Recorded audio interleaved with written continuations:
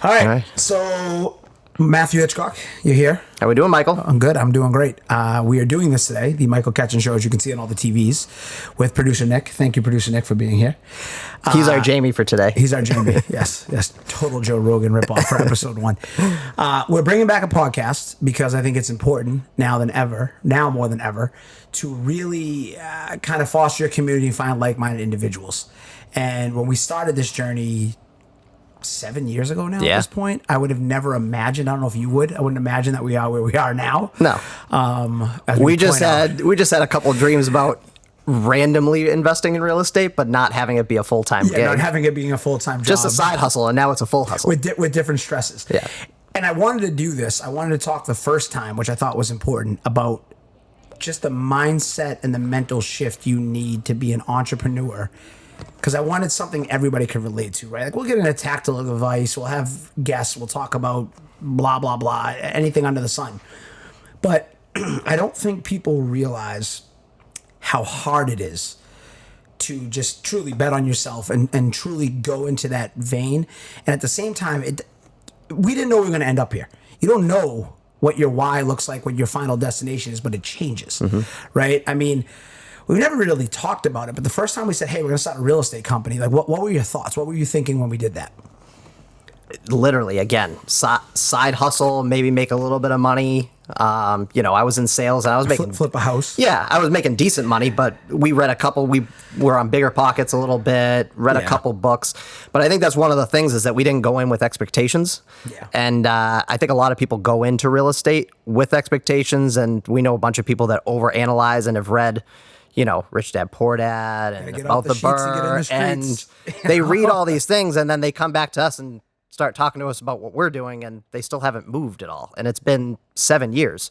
And I just think randomly getting into real estate, I mean, you didn't really know you were house hacking at the time when you house hacked your first property with Hannah. 100% did not. I just didn't want to rent, and that's the only reason why I ended up buying my first property. I stayed at home for until I was 26, 28, and then I bought my first one, and I rented out the top and the bottom floor, not knowing that was what a house hack was called. Yeah, well, yeah. And just kind of going from there. Dude, and that's the funny thing. People are so lucky today. All this, what do you need? I need that later. I enjoyed some Davidoffs today, by the way. Love Davidoffs. Producer Nick, make sure you get the Davidoffs in there. We're crippled today by opportunity, as you always like to say. YouTube University, there's so much opportunity that I feel like everybody's so focused on just bitching and whining and how hard things are. Things are not fucking hard. Even compared to a decade ago, things are not fucking hard. Do you remember when we started? Okay? There was no... I remember we called every bank. Hey, we want to do this thing called a burr. They didn't know what the fuck it was. No. Come to find out, it's been in commercial real estate forever. But there wasn't that information gap. If you didn't know what questions to ask, you didn't know what answers to get. And that has all shifted, right? That has all shifted to a place now. You can YouTube everything. There's podcasts, there's coaches, there's gurus. In fact, I think now there's too many bad actors. But when we started and we decided we were going to do something, none of us initially intended, at least I didn't, to leave our full-time jobs. We just knew, hey, we'll do something else. And then it kind of rolled. What about that transition when you were like, all right, because I know what I think and I thought, and I'll get back to that. But in your opinion, when you're like, I'm going to break that paycheck mentality. Like, I'm not going to now have a steady W-2. Like no one talks about that. Like, you're now paying yourself. What was that like a little bit? Well, for me, I think people put too much into benefits for a company and health insurance and things like, for example, when I was going to leave, that was the biggest thing. They're like, oh, what are you going to do for health insurance?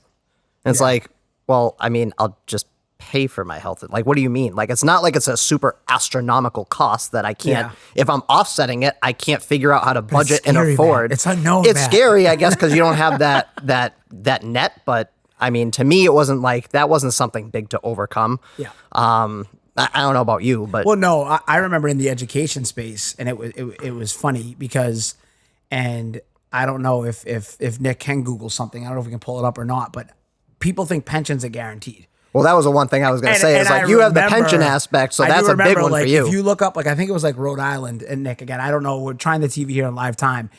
I don't know how Mary had it in Canva. Yeah, so we might have to go back to that. But like, I think it was the Rhode Island like fire department. or the police department's pension went like bankrupt, right? And you've had teachers unions. It might have been like Chicago. You've had all these pensions like go down in real time. And I remember telling everybody in education, they're all like, oh, my pension's so guaranteed. My pension's so guaranteed. I am not saying for everybody. Yeah, did they find some of it? Yeah, like, dude, there's so many unaffordable pension plans. I mean, Robert Kiyosaki wrote a book on this. Like, there were pension plans. Yeah, I think it was Rhode Island. These people just got a letter in the mail. They're retired. Like, they're done. They put all their time in. They put it all in. And they were like, hey, sorry, your pension's cut in half. Yeah. What do you do? You're 65. You're 70 years old. You've worked your whole life, the best years of your life, because they lied to you. Mm-hmm. But people think that is safe. And to me, I just remember thinking, like, that's not safe. That's not guaranteed. Right? So I don't know. And yeah, that was, I don't know if you can throw it back up the other one when you get a chance, Nick, but that was what I wanted to talk about. And so many people, like, I'm speaking at an event next week, and so many people are so worried about, how do I get started? Just fucking start. That's it. Go to a meetup. It's free, right? Listen to podcasts, read books. I've said it before on social media. What my kind of like wall that I built to safeguard my time is, a lot of people reach out and they'll say like, hey, like I want to get started. I want to get some time with you. And I'll say, hey, that's great. Have you ever heard of Rich Dad Poor Dad by Robert Kiyosaki? And sometimes they have, sometimes they haven't. I said, okay, I want you to buy that book, go to the library, rent the book, whatever you got to do. I want you to read it. And in 2 weeks, come back to me with all the questions. We'll have a conversation. So one, we'll be able to have a better conversation. And two, how many people do you think will not do that? Oh, 90%. That has got me out of 90% of wasted time conversations. And I don't do it to be an asshole. But if you think you're willing to get in the arena, in the space that we play in, and be an entrepreneur and be a business owner, and it's like getting kicked in the dick every day. You're getting sued for this. You're getting attacked for this. You're getting blamed for this. You're fighting with a building inspector who's got a hair across his ass for this. You're putting out all this money. You're figuring out your taxes. You're figuring out your liabilities, your LLCs, your C Corps, your S Corps, the more fucking corps than we know what to do with. If you think you're going to play in that space and you can't take the time, right? Because words are worthless. So I say it's actions, not words. Yeah. You won't read a book, but you want to sit down with me and waste my time, which I think that's been the most eye-opening thing to me on this journey of, I don't know, self-development and business. It's not money we're chasing. Money is a tool. It is time. It is lifestyles. Time, being on freedom. your own time. Well, again, right? I mean, think about our days and how we spend our days, right? Can you imagine at this point, a couple years into this journey, going back and working for somebody else? No. But I also think that, kind of circling back to our other part of conversation, saying like, oh, well, breaking those golden handcuffs, as you like to say, right? Oh, yeah. But they love them golden handcuffs, bro. But I think the biggest thing is, like, since I was in sales, like, I was good at sales, and I was like, why am I going to sell and make somebody else a ton of money when I can still take the same skill set that I already have, customer service, the sales, and now parlay it into what we're trying to do? And again, when we first started, I think the other thing that people end up having an issue with is they read all these books. One, they don't get started. Two, they think it's overwhelming because they think that they have to do everything all at once. So they're like, oh, I got to buy real estate and I got to just do that full time. And it's like, well, no, we have lots of technology and lots of online information and automation, all these things that we worked our jobs for 3 years while we were growing this to a point where we could then go full time. But people sometimes don't realize that. They're like, oh, well, I have to just jump ship right away. And that's not the case. Yeah. And that's, I think I've told the story before, but it's worth repeating, especially to younger people looking to get started out there. Everybody will come up to you and they will tell you why something can't work. They'll tell you why it's wrong. They'll tell you why you're wrong, on and on and on. And we finally got to a point where we said, okay, well, what if it does work, right? And now looking back, we were just stubborn and maybe headstrong. But what I would tell everybody is, understand people are projecting their fear onto you, like we talk about, right? Like, everyone's projecting their fear onto you. It's their own insecurities. It's their own fear of what's going to come next and what they're doing. Dude, get the fuck after it, right? We call it fuck up forward. We said that before, right? Fuck up forward. Because the quicker you fail, the quicker you get, you're one step closer to the destination. I think it's funny, man. You read all these business books, you get all this advice.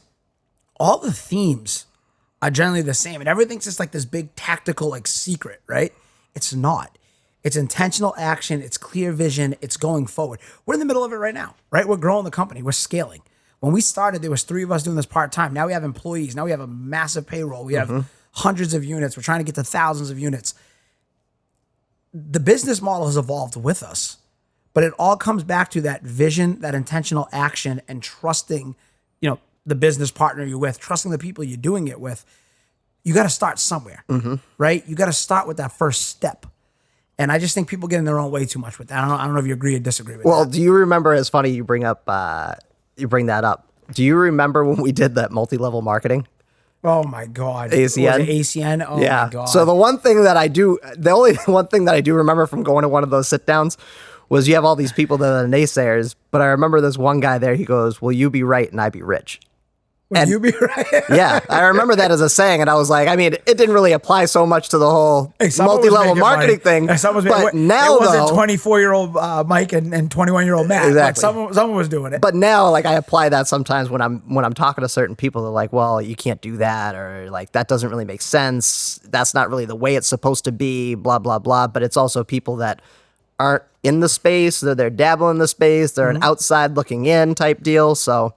Yeah, that's one of the things that has always stuck with me. I always thought about. Yeah, now. one of my favorite quotes is, oh God, how's he say it? The wiser I become, I realize the less I know. And it's so true in success. It's so true in business that like arrogance comes from a place of not knowing and insecurity and ignorance. The more successful we become, right? We're multimillionaires now. If you had told us when we started we'd be multimillionaires, I would have thought that's amazing. We're all these things. This is what it looks like to be that. No, dude. Now it's getting in rooms where you're uncomfortable. It's getting in rooms with people who are multiple steps ahead of you on the journey, who are way more successful than you are, because you want to grow. And you realize the less I know, right? Again, back to what we said, we're scaling the company right now. We're on meetings every day, getting intentionally uncomfortable, bringing in, fractional CFOs and accounts receivable. I still don't know what the fuck accounts receivable, accounts payable is, but I know we're paying somebody for it now. EOS coaches. EOS shifts and shout out to our EOS coach, Ian. Hopefully we'll get him on an episode when he's in person. And that's kind of what the point of this is, right? To have this journey, to share this journey, to talk about stuff like this, get into these topics. But that's why I thought it was an appropriate jumping off point, because now, I don't know if it's happened to you yet, but it happened to me a bunch.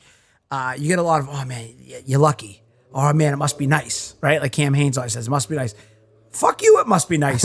You went there on the weekends, working 7 days a week, taking out mold-infested sheetrock. Well, I was going on coffee runs. You and Hannah were doing that.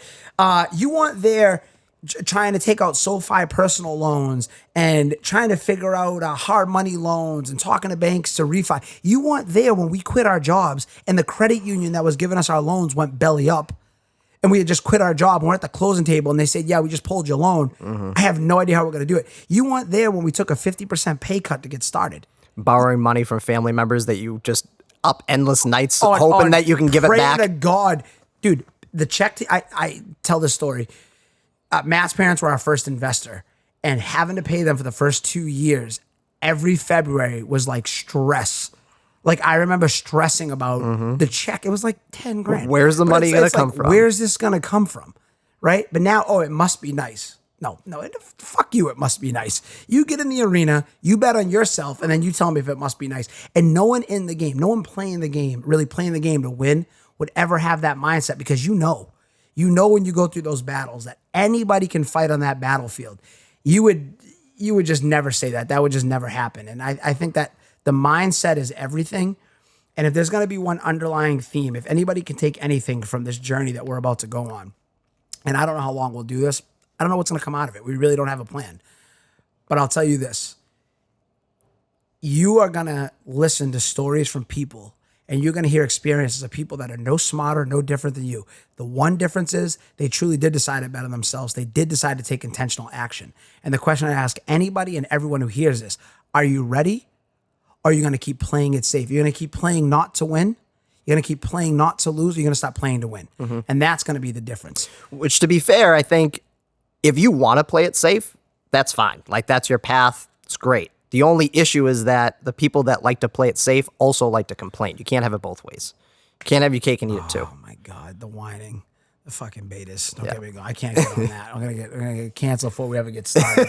Producer Nick is laughing. This fucking must be nice. That's such a great t-shirt he has too. So, like I said, that's what we wanted to get into. That was kind of a little bit, like I said, I think that's a good point to jump off for the first one. And I hope everybody checks it out.